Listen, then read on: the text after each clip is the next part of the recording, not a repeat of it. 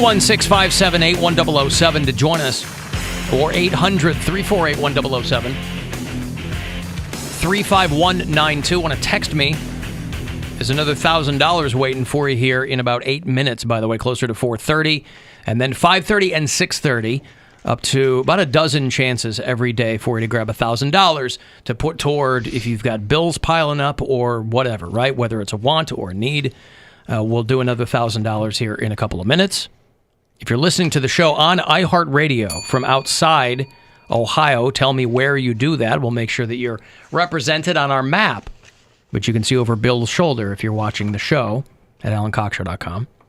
Jordan is a bureau chief in Dundee, Scotland. I don't know if he still is, or she still is, but he or she was. Dustin listens in Columbia, South Carolina. Joe is in Knoxville, Tennessee. Cole is one of our bureau chiefs in Juneau, Alaska. He's a FedEx driver. Imagine he's still working. Probably working a lot. Yep. Mm-hmm. Steve is in Sacramento. David is in Big Clifty, Kentucky. Oh, Big Clifty. No. It's easy to find. Spencer's down in Baton Rouge. And Norm is our bureau chief, one of many in Detroit, which Detroit has the dubious honor of holding the record for the city with the most rejected bids to host the Olympics. How many? I don't know, but over and over and over again, Detroit has put in a bid for the Olympics, and over and over and over again. 9 attempts. 9 times. Detroit Olympics fail. Has tried to get the Olympics. 9 times. 9 times. 9 times. They have, of course, postponed the Tokyo Olympics until 2021. So is that better for an athlete or worse? It depends on the athlete.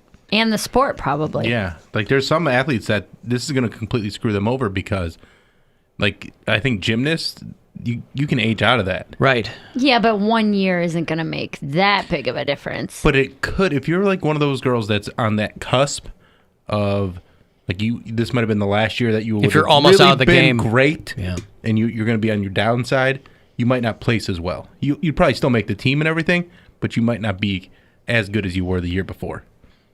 We can make that argument for any of it. Yeah. No, but gymnastics, you're kind of limited by, like, your development, and you know that's why girls have such a short career. In gymnastics. Yeah, like once you hit hit like puberty, and they're done. Yeah. My question: are they going to do? So it's going to be 2021. Are they going to do a 2024? So there's only 3 years in between. Don't know. Like go back to the same. I think they'll probably try and get back on schedule. Because that could mess up too. Only having a year less to train for the next one. Right, because they name the host city years in advance. I'm not sure where the 2024 Olympics are set, but they're set. Mm. That city already has it, wherever that is. Oh, that's true. And so they're planning for that. So, but I was thinking about that. I was like, if you're an athlete, are you happy that you have an extra year to prepare, or were you timing it out? I think you're trying to time it out. You're probably timing it, yeah. I think this does a huge this screws them all up to a lot of the athletes, yeah. Okay. There might be some that benefit from it, but I think you were hyped up for this year. So you're mentally preparing everything for this year, yeah. The 2024 Olympics are in Paris. Okay. Texas? France, Bill. Oh, France. I forget there's 2. And the 2028 Olympics are in LA. So, oh boy, summer in Paris smells great. That sounds sarcastic. Yummy! Well, we were there at Christmas, and everybody told us, fantastic time to come to Paris. Don't come in the summer. We're like, oh, it's yes. Old city, and old city. It's Europe. Europe in the summertime stinks.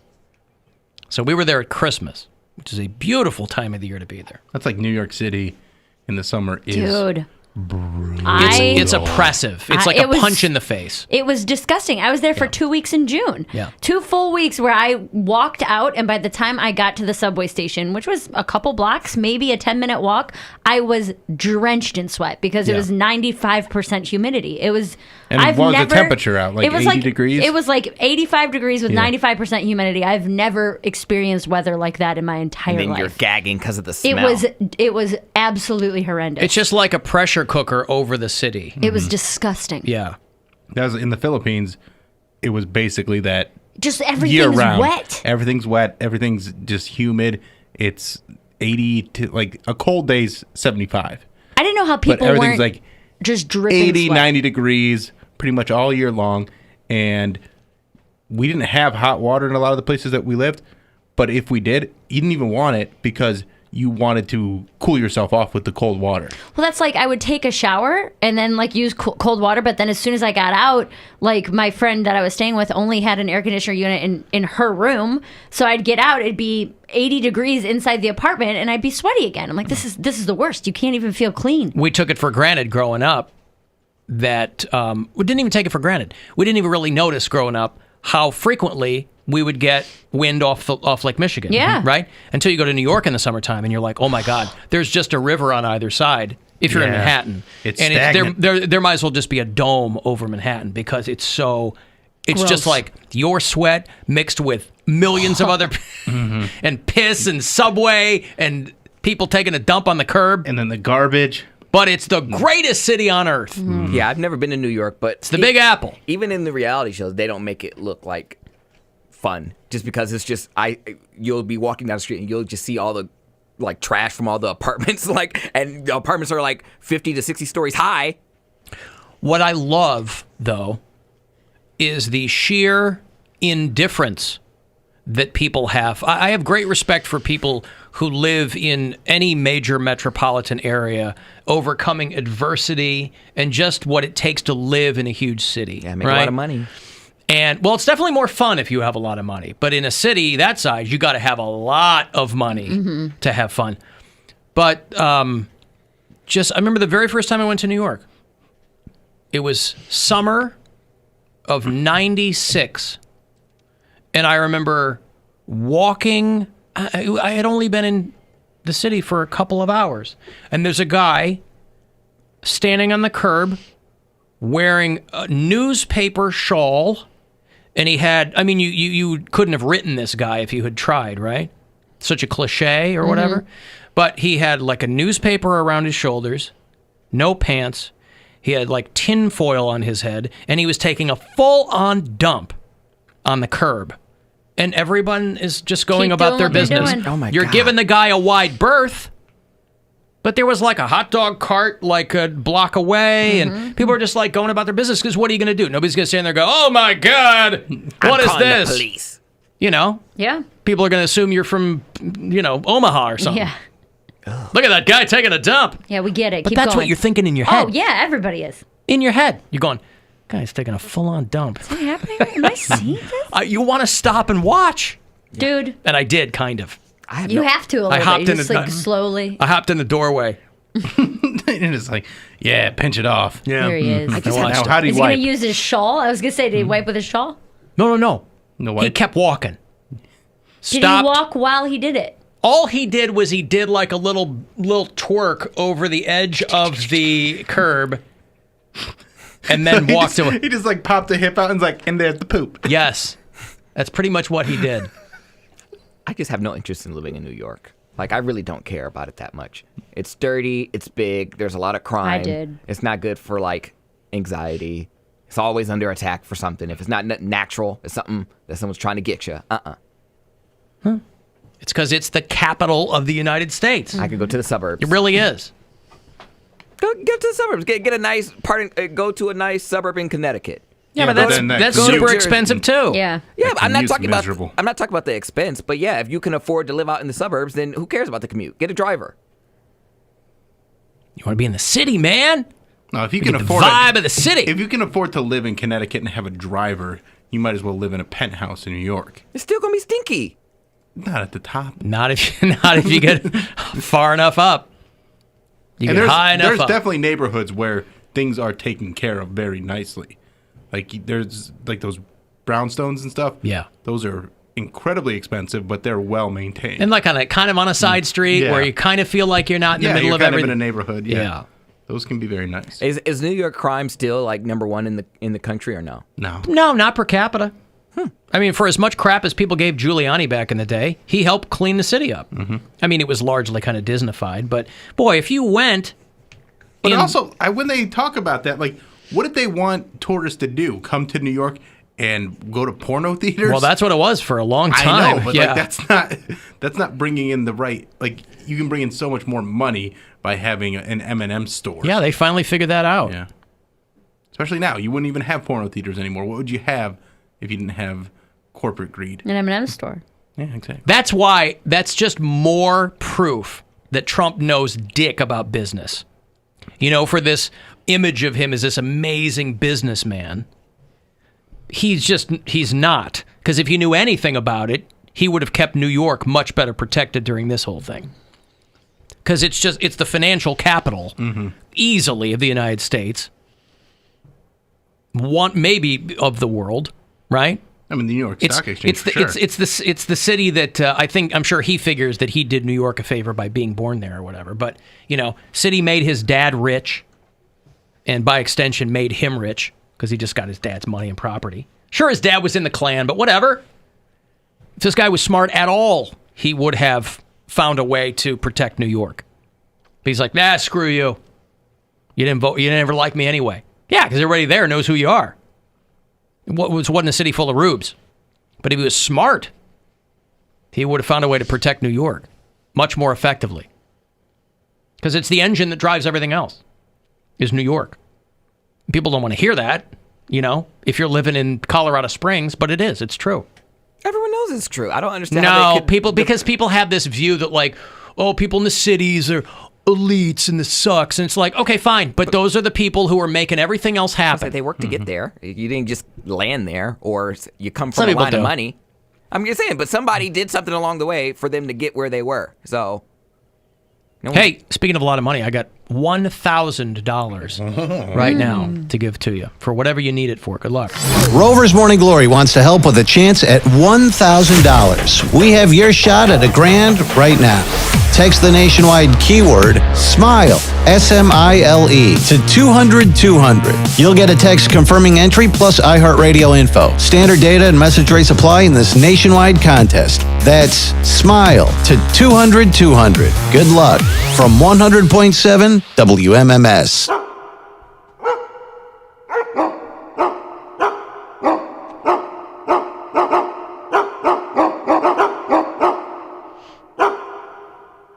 Hey, Joe in Philly.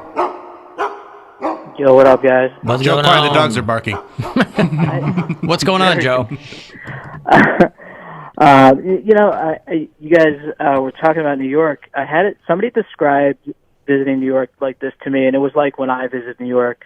It was like, you have these millions of people going into the city. It's got great things, immense history, so many things to see and do, while you have all those millions of people trying to do it at the same time, and it is terrible to deal with.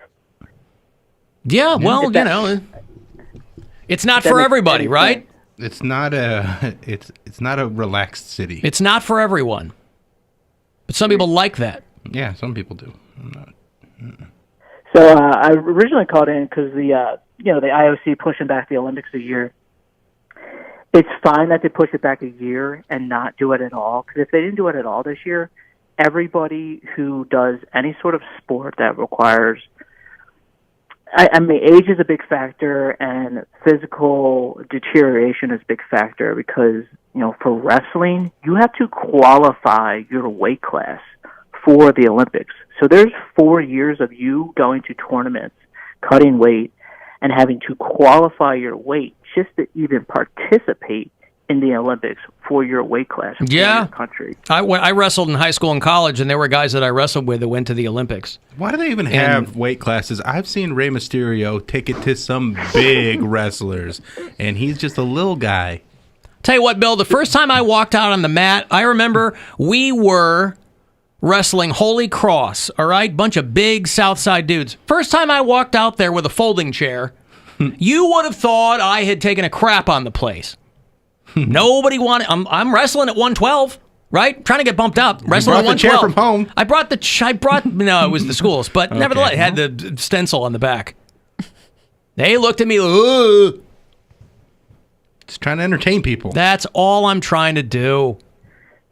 Hey, Bill, you see that Chris Benoit documentary on Vice yet? No, I haven't watched that yet. That's gonna... Ooh, That's the guy that invented the balls, right? no. Yeah, Benoit balls. He killed himself, didn't he? And his family. His family, yeah. Yeah, that That's one's one- dark. That's one you don't want to pop an edible before. No, I don't think I can do that. No. You're going to get all the feels. Yeah. Yeah. All All right, right, guys, be safe. be safe, Joe. Thank you, man. Hey, Ryan. Yes, sir. Ryan, what's going on? Hey, you are probably the dumbest person I've ever listened to. I listened to your show, but you saying Trump didn't protect New York? How did he?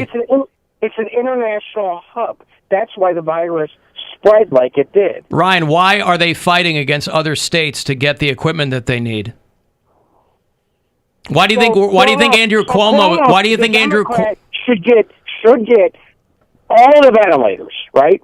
And then screw the rest of the country. It's not about Democrats and Republicans, Ryan. That's the part of this that you're misreading. I absolutely am not. You are, because you said so Democrats should get all the equipment. It's not about Democrats or Republicans. It's about the fact that Trump doesn't care about New York, even though that's where he's from. And what I said was, if he was a smart businessman, he would protect New York. That is absolutely insanity. He's doing everything he possibly can. Ryan. Ryan. Okay, Ryan. You're embarrassing yourself. You're embarrassing yourself. I'm not. That's ridiculous. It's absolutely ridiculous. Which part is ridiculous? Everything you say, Trump's doing it. Lay it out for me. He's down as one of the best presidents. Hey, Ryan. Ryan, you're killing it today, man. Ryan, listen to me. Do you know what price anchoring is? I know you're an idiot. You're a complete idiot. Do you know what price? I'm Have gonna you take ever that as a no. Have you ever heard of price anchoring? I've heard that you're a moron. Okay. That's what I've heard. Price anchoring is like if they say suggested retail price of something is $1,200, right? And then they say, we've got it for $700. $700 might still be a huge price to pay for something, but because they led you with $1,200, it seems like a great deal. That's called price anchoring because you've already been exposed to the bigger number, so the smaller number seems great, even though you're still paying too much.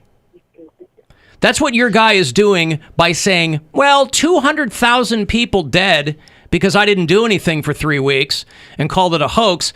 It's a lot better than 2 million people. That's price anchoring, He really Ryan. closed the borders. He's done everything possible. Ryan, he didn't close the borders. Ryan, did he call it a hoax? He didn't stop flights from China. Ryan, he stopped flights from China because he likes travel bans. And then he did nothing. He did nothing after that. Ryan, he did nothing after that. Anything that took effort or work. Travel bans require an executive order. Or a very cute man. What did he do after that, Ryan? You're an idiot. Are you You're cool? a complete idiot. Ryan, are you cool with 200,000 people being dead? Absolutely not. But I'm better. So he didn't do everything he could, did he? Did he call it a hoax? 2.2 million. Did he call it a hoax? So now, you're right. Alan, are you cool with 2.2 million dead? Are you legitimately asking me that question? Did I stutter? I just explained price anchoring to you, something you'd never heard of before, and now you're repeating it back to me. 200,000 people. Does that sound like a good number to you? 2.2 million people. We're not looking at 2.2 million people. The best case scenario is 200,000 people. That's best case because your boy sat on his ass, Ryan. Bullshit. That is absolute bull. 4 times more deaths than Vietnam. More people dead than bombing Hiroshima and Nagasaki together. That's fine with you? What if we bombed Rochester, New York, or Salt Lake City or Grand Rapids? Those are cities of a couple 100,000 people. So it's Trump's fault because he introduced this virus? No one said he introduced it, but he did a travel ban because he likes those and they don't require any work. And then he proceeded to do nothing else, Ryan, until now. You are an idiot. You are literally the dumbest person I've ever spoke to. But Ryan, didn't he call it a hoax a couple weeks ago? Absolutely not. What did he say? Yeah, he did. What did he say? He said it was a hoax. We just asked you if that's what he said, and you said no, he didn't. What did he say?